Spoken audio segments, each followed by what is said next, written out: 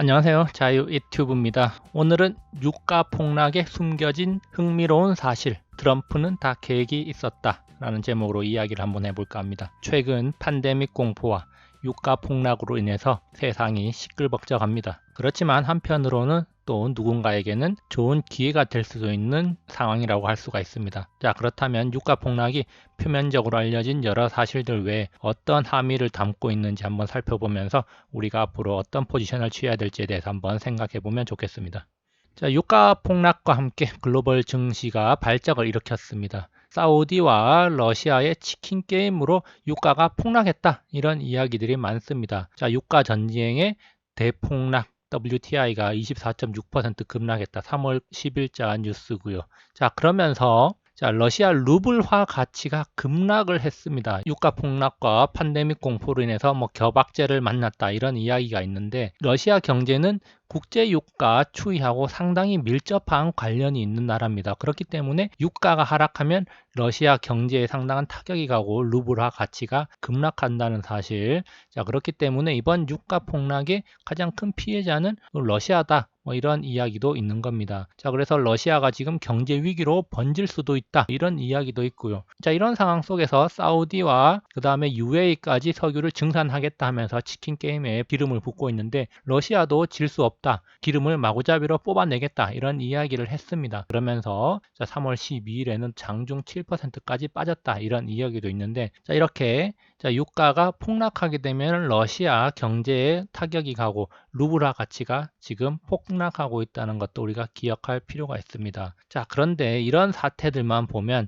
현재 국제 유가를 컨트롤하는 존재가 오펙 플러스라는 착각을 하게 만든다는 겁니다. 자, 사실 유가 하락으로 가장 큰 피해를 보는 것은 사우디하고 러시아고 또 이 두 나라가 국제 유가를 컨트롤하는 것처럼 보일 수도 있는데 이 국제 유가를 컨트롤하는 나라는 이 사우디와 러시아가 아니라는 점을 우리가 기억을 해야 됩니다. 그런데 우리가 또 한 가지 의문을 가져볼 게 있습니다. 자, 그동안 사우디는 이 오펙을 이끌면서 러시아에게 감산에 동참할 것을 자주 요구해 왔습니다. 자, 그런데 이 러시아가 감산에 자주 동참을 했냐? 자, 그런 것도 아닙니다. 러시아는 감산 연장을 자주 반대했고 감산에 참여를 하지 않았다는 겁니다. 그리고 감산하겠다고 말해놓고 그냥 감산 안 하고 마구잡이로 기름을 뽑아냈다는 거죠. 자, 여기 기사 보면은 이렇게 감산 연장 반대 소식에 미끄러졌다 이건데 이거는 2017년 7월 뉴스입니다. 자, 그래서 뉴스 검색을 해보면 러시아는 줄곧 감산 연장을 반대해 왔고 참여를 잘 안 했다는 겁니다. 자, 그렇다면 사우디가 이번에 러시아가 불참한다는 것을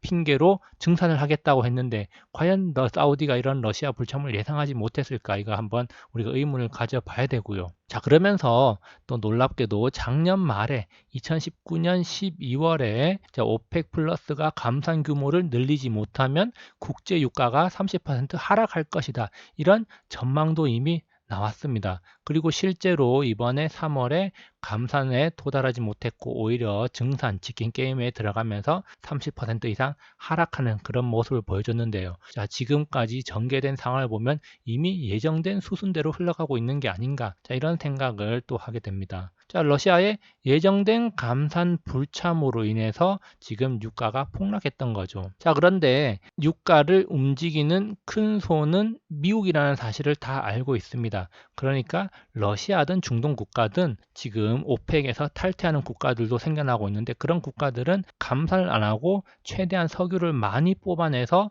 파는 게 이득입니다. 왜냐하면은 오펙에서 아무리 감산을 해도 유가가 오르지를 않으니까 차라리 저유가 상태라도 많이 뽑아서 많이 파는 박리담회를 하는 게 낫다 이거죠. 그렇기 때문에 러시아의 감산은 예정된 것이다 이렇게 볼 수가 있다는 겁니다. 미국은 이미 세계 1위의 원유 생산 국가입니다. 다시 말해서 에너지 패권을 잡고 있습니다. 자, 거기에 사우디와 이란이 많이 도움을 줬는데요. 사우디는 긍정적 미국의 우방으로서 도움을 줬고 이란은 미국의 적국으로서 도움을 줬죠. 세계 원유 생산 3위 국가인 이란 제재를 통해서 셰일오일의 판로를 많이 개척했다는 겁니다. 이란 석유 장관이 이렇게 주장을 했고 사실상 이렇게 전개를 된 걸로 보고 있습니다. 그리고 작년 9월에 사우디 석유 시설이 공습받으면서 국제 유가가 한순간에 치솟은 적이 있습니다. 자, 그러면서 그 당시에 국제 유가 $100까지 갈 것이다. 자, 아람코 상장을 앞두고 자작극이다. 이런 이야기들이 많았었는데요. 결국에는 트럼프가 전략 비축유를 방출을 승인함으로 인해 가지고 국제 유가가 다시 떨어지면서 원래 자리로 되돌아왔다는 거 우리가 눈여겨볼 필요가 있습니다. 자, 다시 말해서 국제 유가가 아무리 올라가려고 해도 미국이 움직이면 국제 유가는 다시 제자리로 돌아온다는 것이죠. 자, 그리고 2020년 1월에도 미국이 이란에 테러를 하면서 국제 유가가 순간적으로 올랐지만 또 곧바로 며칠 안 돼서 또 떨어지는 3일 천하에 불과했다는 점 우리가 잘 기억하고 있습니다. 그만큼 이미 중동 리스크는 국제 유가에 아무런 영향을 미치지 못한다는 겁니다. 자, 석유 가격 조절은 미국이 하고 있다는 거죠. 자, 그래서 유가 하락의 빌미를 만들어서 폭락을 이끌어낸 사우디. 자, 그리고 죽기 살기로 달려들고 있는데, 자, 이런 액션들은 사실상 장기적으로 국제 유가에 아무런 영향을 미치지도 못한다는 거죠. 단지 단기 이슈만을 만들어낼 뿐이라는 겁니다. 자, 그렇다면은 실제로 미국이 의도하는 것은 무엇인가? 이것을 한번 또 생각을 해 봐야 됩니다. 트럼프가 할 수 있는 것은 무엇이고 또 원하는 것은 뭘까? 그것을 생각해 보면 미국의 의도가 나오겠죠. 자, 국제 유가는 이미 세계 1위 산유국인 미국의 손에 달려 있다는 거 앞에서 확인해 봤습니다. 그리고 미국과 사우디는 우방이기 때문에 우방으로서 서로 협력하고 있을 가능성이 높다. 우리가 또 이런 의심을 한번 해볼 수도 있습니다. 자, 그리고 중요한 거 바로 3월 17일 날 FOMC 회의가 있는데요. 자, 이 회의에 앞서서 지금 트럼프는 무엇을 요구하고 있는가? 자, 3월 14일에 전략 비축유를 최대한 매입하겠다라는 트럼프의 발언으로 자, 유가가 8% 폭등했다고 하는데 자, 이것은 또 미국이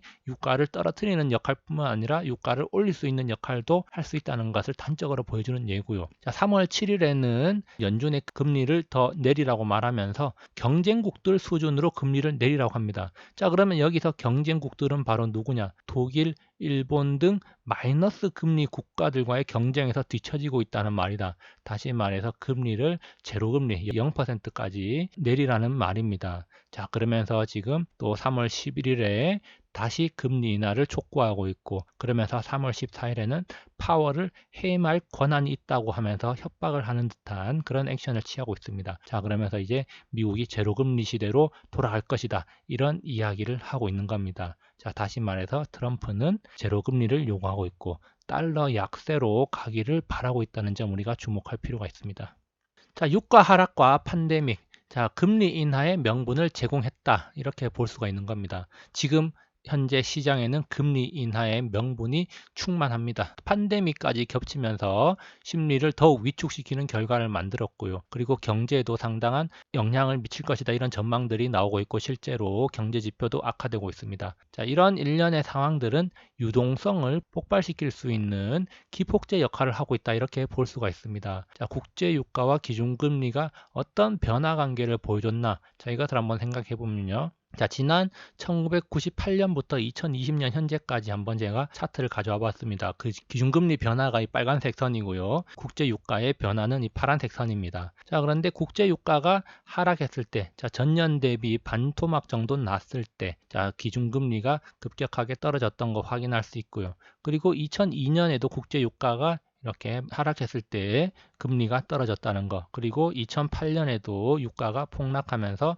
금리도 제로금리 시대로 갔다는 거, 그리고 2014년에는 유가가 떨어졌지만 이미 제로금리였기 때문에 금리를 더 내릴 수가 없었던 거고요. 그리고 지금 유가가 폭락을 하고 있고 지금 제로금리로 내릴 것이다. 이런 이야기가 많이 나오고 있다는 점 우리가 확인할 수 있습니다. 자, 이렇게 제로금리 시대가 되고 나서 유동성이 폭발하면서 증시도 이렇게 한번 폭발했고 또 이때도 폭발했고 그리고 2009년부터 지금까지 증시가 계속 오르다가 최근에 2018년에 한번 조정이 있었고 최근에 급격한 하락을 맞이하고 있다는 점 우리가 잘 알고 있습니다. 자, 국제유가와 기준금리 변화 상당히 연관관계가 있는데 자, 이런 관계가 생기는 이유 중 하나는 바로 저유가가 디플레 압력을 높이고 자, 이런 디플레 압력을 상쇄시키기 위해서 유동성을 확대해서 디플레를 방어한다는 것이죠. 자, 그리고 제가 차트를 잠시 변형해 봤는데 자, 이 파란 선은 국제 유가의 연간 증감률입니다. 자, 마이너스 거의 반토막 수준에 있을 때 금리가 거의 최저점에 이르고 있다는 점 우리가 확인할 수 있고, 이 금리가 최저점에 이른다는 것은 지금 미국이 돈을 막대하게 풀어서 부양책을 강력하게 한다는 거 우리가 주목할 필요가 있습니다. 결론입니다. 유가는 오펙 플러스가 컨트롤할 수 없다는 것은 잘 알려진 사실입니다. 자, 사우디와 러시아, 이 유가 하락으로 인해서 가장 큰 피해를 받는 두 나라가 치킨 게임을 하고 있는데, 자, 이 두 나라는 단기적으로 유가에 영향을 줄 수 있어도 중장기적으로는 전혀 영향을 못 미치는 나라들이라는 점 우리가 기억을 할 필요가 있습니다. 자, 그렇기 때문에 자, 이런 사우디와 러시아는 자, 어떻게든 기름을 많이 뽑아서 팔아먹는 게 이득이라는 걸 잘 알고 있기 때문에, 러시아도 어차피 감산을 한다고 해도 유가에 큰 영향을 미치지 못한다는 걸 알기 때문에 경제가 망가지든 말든 루블화가 떨어지든 말든 그냥 기름을 많이 뽑겠다는 거죠. 결국 유가를 컨트롤하는 거 미국이라는 점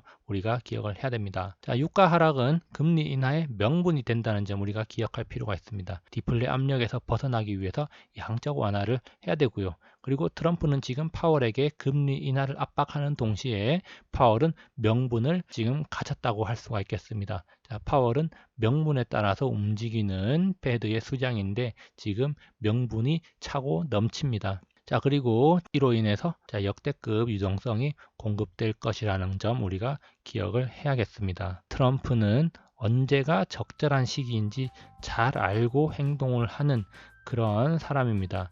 자, 트럼프가 괜히 협상의 달인이 아니라는 점 우리가 기억할 필요가 있습니다. 자, 여기까지 영상을 감상해 주셔서 감사하고요. 항상 즐거운 하루 보내시기 바랍니다. 감사합니다.